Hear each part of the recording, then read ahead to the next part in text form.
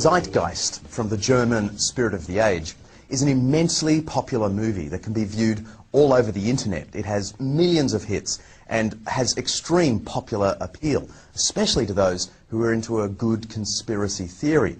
Now, the second half of the film is an elaborate portrayal of the 9/11 tragedy as the work of the American government itself. But the first half calls into question the entire story of Christianity. To get some wisdom on this complicated topic, we've asked into the studio Dr. Chris Forbes, a senior lecturer in the Ancient History Department at Macquarie University in Sydney. Dr. Forbes is a specialist in the history of Greek thought and religion, Alexander the Great, and New Testament history.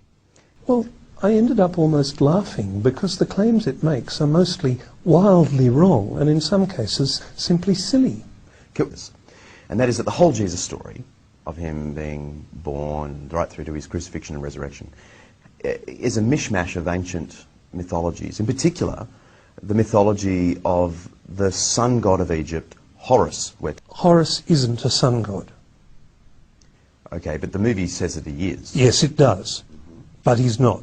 What sort of god was he? He's the god of the sky. Ra is the sun god. Okay. The claims about this particular sky god then, Horus, are that he was born on December 25th. He was adored by 3 kings. He grew up, he had 12 disciples.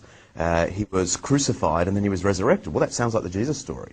It does, because that's what it is. But it's not the Horus story. Oh, by the way, you left out born of a virgin. Born of a virgin, indeed. Yes, except that his mother Isis wasn't a virgin. And there's no suggestion in the Egyptian sources that she was.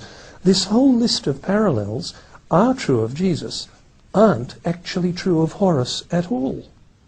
The ancient sources don't mention these details? Well, it's very unlikely the ancient Egyptians would say he was born on December the 25th, because December's a Latin month.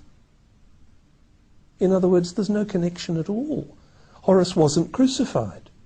Horus was killed, cut up into very small pieces, and his body scattered around Egypt, so it could never be gathered again. And the rest of the myth is about Isis trying to collect together all the pieces.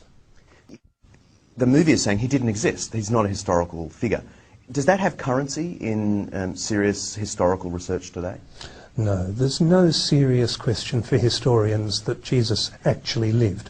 There's real issues about whether he is really the way the Bible described him. There's real issues about particular incidents in his life. But no serious ancient historian doubts that Jesus was a real person, really living in Galilee in the 1st century. Yes, check references.